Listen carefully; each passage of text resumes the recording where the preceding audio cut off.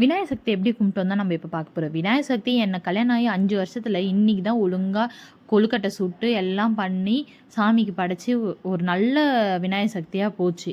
எப்போவுமே ஏதாவது ஒரு சொதப்பல் வந்துடும். அதனால் இது என்ன ஆனாலும் பரவாயில்ல, இந்த வாட்டி நம்ம வீட்டில் நம்ம சுடுறோம் அப்படி சொல்லிட்டு எல்லாமே நல்லா போச்சு. அதுவும் குழந்தைய வச்சுட்டு எப்படி வேலை செஞ்சேன்னு கேட்டால், இந்த ட்ரெயின்லனா குருவிக்காரங்க ஷாலில் குழந்தைய தொங்க விடுவாங்க, அந்த மாதிரி தொங்க விட்டு தான் எல்லா வேலையும் பார்த்தேன். இந்த கோலத்தை இது கோலம்னு என் பெரிய பொண்ணுக்கு சொல்லி புரிய வைக்கிறதுக்குள்ளே நான் பட்ட பாடு இருக்கே, அது சொல்ல முடியல. அது என்ன கலரு, இது என்ன இது, அது என்ன இது, அம்மா அது கோலமா விட்டுருமா அப்படி சொல்லிட்டேன்.